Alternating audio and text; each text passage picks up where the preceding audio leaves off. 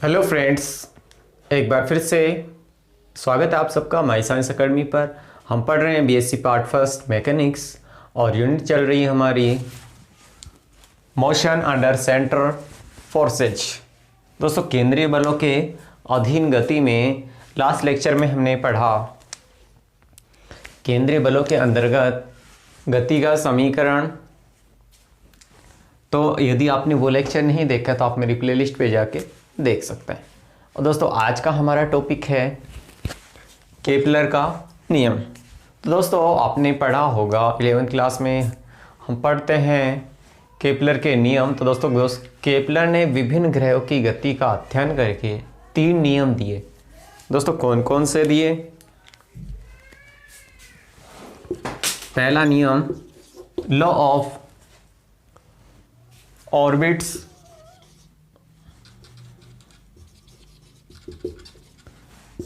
Second नियम law of areas and third law of period.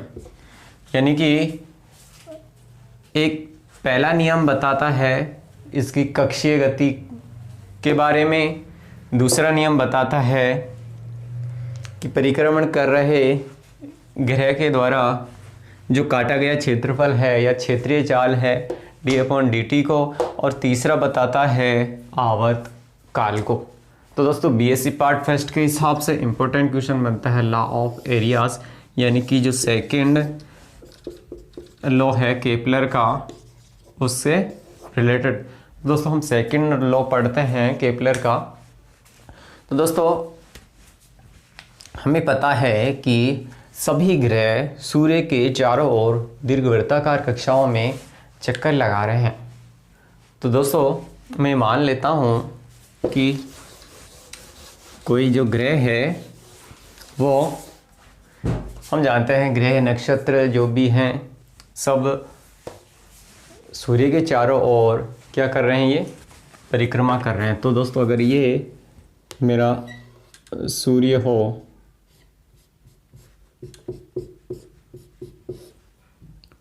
तो दोस्तों इसके चारों ओर दीर्घवृत्ताकार कक्षा में कोई ग्रह चक्कर लगा रहा है। दोस्तों ऐसे, तो दोस्तों इसके द्वारा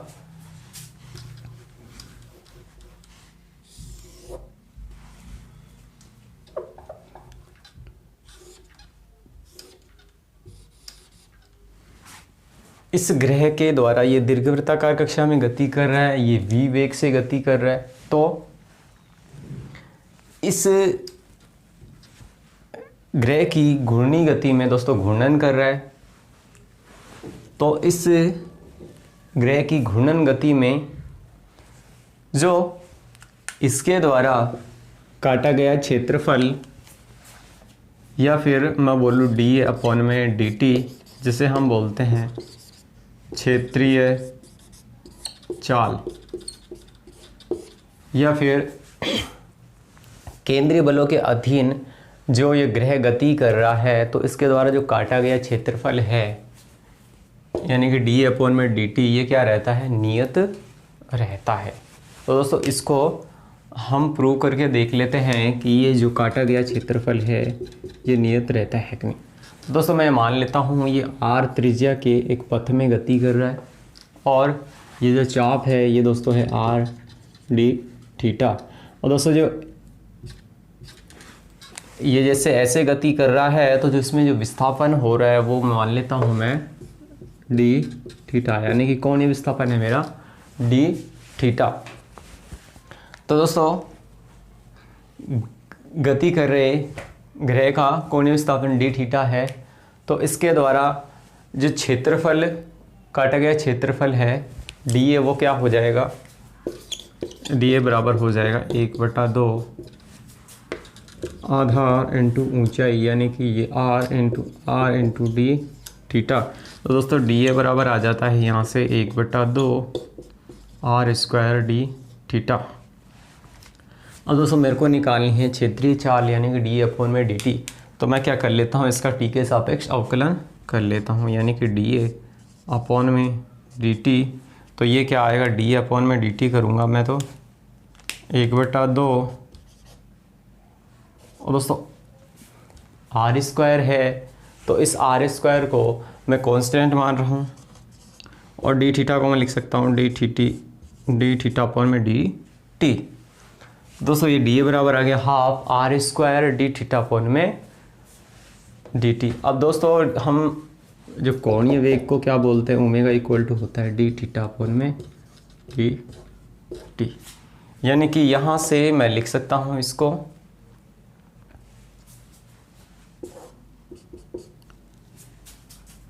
डी ए अपॉन में D T equal to half R square into.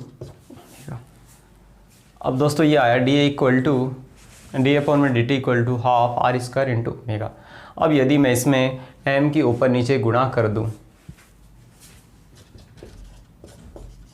तो ये मेरे पास क्या आ जाएगा, डी ए अपॉन में D T equal to half M R square into omega upon में एम। अब दोस्तों एम आर स्क्वायर को क्या बोल सकते हैं, इसको मैं कह सकता हूँ हाफ एम आर स्क्वायर को डी ए अपॉन में D T equal to half M R square को मैं बोल सकता हूँ आई, ये है 1 इंटू आई और ओमेगा और ये चल रहा है मेरा एम। अब दोस्तों आई इंटू ओमेगा को क्या बोल सकते हैं, चूँकि आई इक्वल टू क्या है एम आर स्क्वायर, यानी कि जड़त्व आघूर्ण I equal to M R square और जे कोणीय संवेग आई इंटू ओमेगा। तो दोस्तों यहाँ से मैं कर सकता हूँ इसको कि डी ए अपॉन में डी टी हाफ, यानी आई इंटू ओमेगा को क्या कर सकता हूँ जे बाई टू एम। तो डी ए अपॉन में डी टी इक्वल टू आ गया जे बाई टू एम, यानी कि केंद्रीय बलों के अधीन गति कर रहे ग्रह का जो कोणीय संवेग जे वो क्या होता है, नियत होता है। तो यदि ये नियत है, यानी कि कोणीय संवेग जे ये नियत है, तो जो क्षेत्रीय चाल या फिर काटा गया क्षेत्रफल है डी अपॉन डी टी, ये भी क्या रहेगा, नियत रहेगा। तो दोस्तों यही है केपलर का सेकंड नियम, यानी कि कोणीय संवेग क्या रहता है, नियत रहता है। तो दोस्तों नेक्स्ट हम देखते हैं कि केंद्रीय बलों के अधीन कण की कुल ऊर्जा।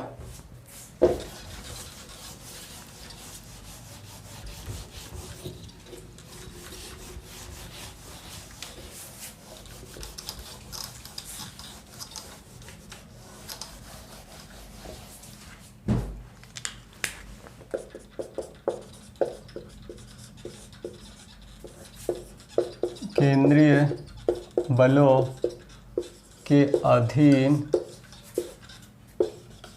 कण की कुल ऊर्जा। दोस्तों हम जानते हैं कुल ऊर्जा होती है गतिज ऊर्जा और स्थिर ऊर्जा के योग के बराबर। अब यदि गतिज ऊर्जा में भी मैं बात करूं कि यदि कुल गतिज ऊर्जा है मैं उसको ई से व्यक्त करूं, तो इसमें भी जो गतिज ऊर्जा है स्थानांतरण गति और घूर्णन गति के कारण, यानी कि टी प्लस ई आर के कारण। अब दोस्तों यदि केंद्रीय बलों के अधीन कोई कण गति कर रहा है तो उसके लिए जो त्रिज्यीय घटक है, बल का त्रिज्यीय घटक क्या हो जाएगा दोस्तों, ये हो जाएगा केंद्रीय बलों के अधीन गति कर रहे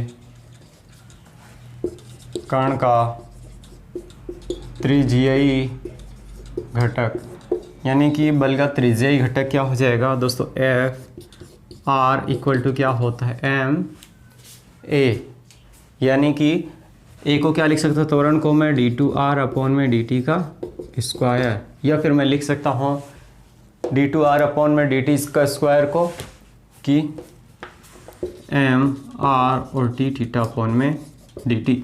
और दोस्तों डी थीटा अपॉन में डी टी को क्या लिख सकते हैं, ओमेगा के बराबर, यानी कि F R equal to M D two are upon में डी टी का square equal to M into R into omega. यानी कि यहाँ से जो त्रिज्यीय घटक है, सॉरी जो बल का त्रिज्यीय घटक है ये आ गया एम आर ओमेगा। अब यदि इसको मैं चेंज करूं J equal to I omega की फॉर्म में, तो दोस्तों J equal to I omega क्या होता है?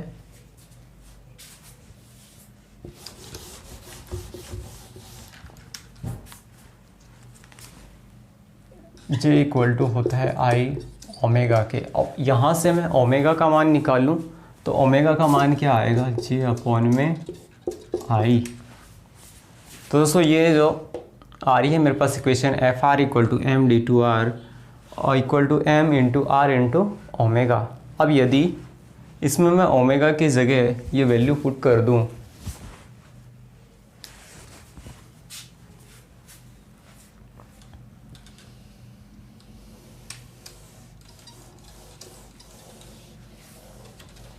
तो इसको मैं लिख सकता हूँ F R equal to M D two are upon में डी टी का square equal to M into R into J square और आई की 4। अब मैं इसमें क्या कर रहा हूँ, यदि इस m को यहाँ डिवाइड कर लें इसमें, ये एफ आर इक्वल टू आ गया M D two are upon में डी टी का square M into R J square by I 4। यानी कि ये है ओमेगा स्क्वायर बराबर आई स्क्वायर अपॉन में जे स्क्वायर अपॉन में आई स्क्वायर। और आई इक्वल टू क्या होता है? एम आर स्क्वायर, यानी कि आई स्क्वायर बराबर एम स्क्वायर आर 4। यानी कि यहाँ लिख सकता हूँ मैं एम स्क्वायर और आर 4। दोस्तों आर से आर कैंसिल हो जाएगा, एक एम से एक एम चला जाएगा, तो एफ आर इक्वल टू यहाँ से आ जाता है M D two are upon में डी टी का square equal to J square upon में एम आर क्यूब। अब यदि स्थित ऊर्जा निकालें कि कण की जो स्थित ऊर्जा होती है वो किसके बराबर होती है? दोस्तों वो होती है F equal to minus del you upon में डेल आर के, स्मॉल आर के।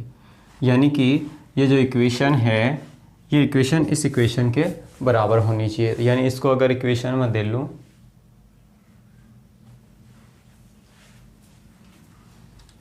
इक्वेशन 1 दे रहा हूँ, इसको इक्वेशन 2 दे रहा हूँ, तो इन दोनों को बराबर कर सकता हूँ। यानी कि माइनस डेल यू अपॉन में डेल आर ये बराबर होना चाहिए M D two are upon में डी टी का square minus J cube upon में एम आर क्यूब। दोस्तों ये इक्वेशन आ जाती है 3rd। यानी कि डेल यू अपॉन में del are equal to M D two are upon में D T square minus J square upon में एम आर क्यूब। अब यदि यहाँ से मैं इस आर क्यूब का अवकलन लूँगा तो यहाँ से मेरे पास क्या आ जाएगा?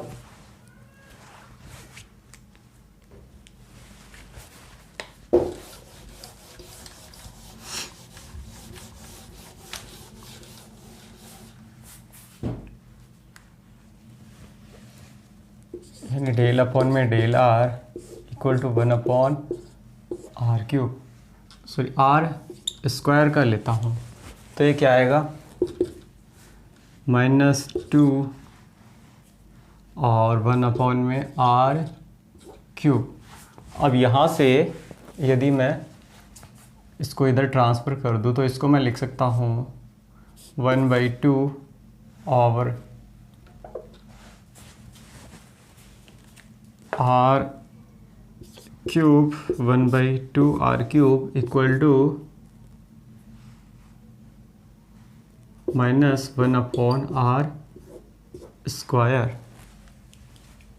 और इस मान को मैं यहाँ रख लेता हूँ।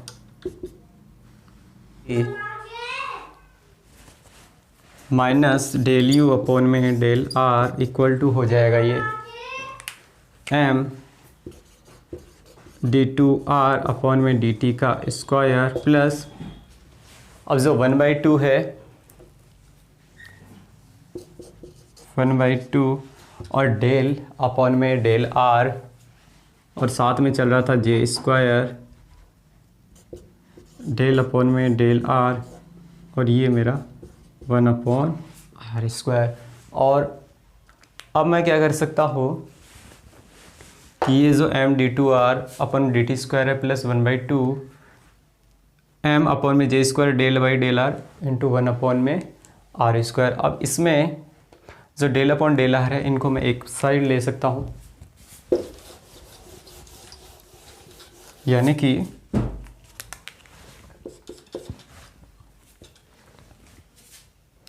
मैं कर सकता हूँ m D two are upon में डी टी का square plus 1/2 m j square del upon में डेल आर 1 अपॉन में r² plus del you upon में डेल आर इक्वल टू 0 कर सकता हूँ। यहाँ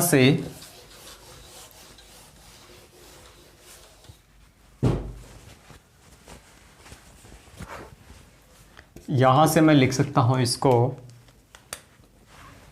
M D two are upon में डी टी का स्क्वायर प्लस 1/2 एम, और यदि मैं यहाँ से del by del r common ले रहा हूँ डेल बाई डेल आर, तो यहाँ से मैं लिख सकता हूँ u प्लस हाफ 2m जे स्क्वायर, और ये मेरा चल रहा है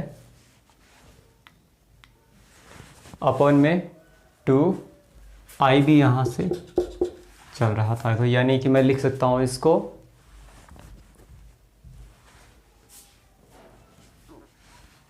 सॉरी आई नहीं चल रहा था, यहाँ से डेल अपॉन में डेल आर और ये 1 अपॉन आर यानी कि mr² इक्वल टू 0। अब नेक्स्ट इसको क्या कर सकते हैं कि m D two are upon में D T square plus del upon में डेल आर u प्लस जे स्क्वायर अपॉन में 2 और mr² को क्या कर सकते हैं i इक्वल टू mr² यानी कि 2i। तो दोस्तों ये मेरे पास इक्वेशन क्या बन जाती है, यहाँ 1/2 और आ रहा था, तो दोस्तों ये मेरे पास क्या इक्वेशन बन जाएगी कि 1/2, और एक काम और कर सकता हूँ मैं इसमें, अब मैं इसमें डेल आर अपॉन में डेल टी की गुणा कर लूँ,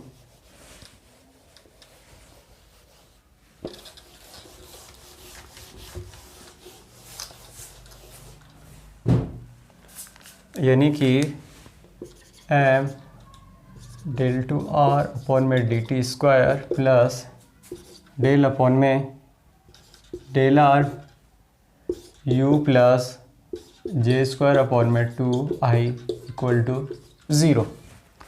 अब यदि मैं इसमें del R upon del T की गुणा कर लूँ, डेल आर अपॉन में डेल टी और इसमें भी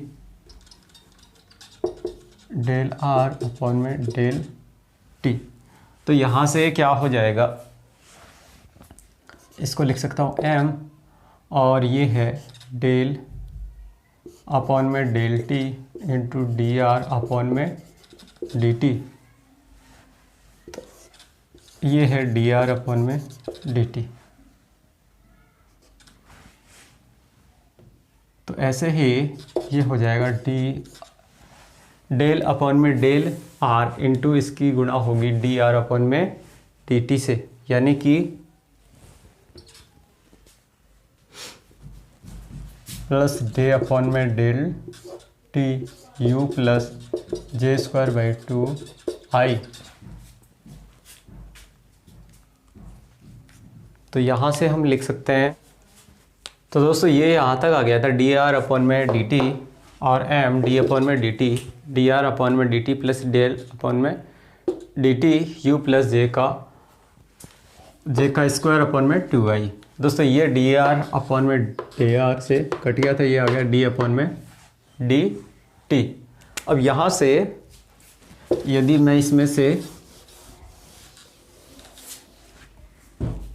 ये डी अपॉन में डी टी तो कॉमन ले लूँ, और सॉरी यहाँ m/2 चल रहा था तो m/2, और ये डी आर अपॉन में डी टी, ये डी आर अपॉन में डी टी, यानी डी आर अपॉन में डी टी का whole square plus d upon d t मैंने ले लिया कॉमन, तो u plus J square by 2i।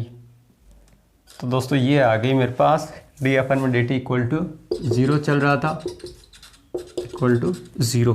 तो डी अपॉन में डी टी इधर जाके ख़त्म हो जाएगा, तो ये आ गया m/2 डी आर अपॉन में डी टी का whole square plus u plus J square by 2i। यानी कि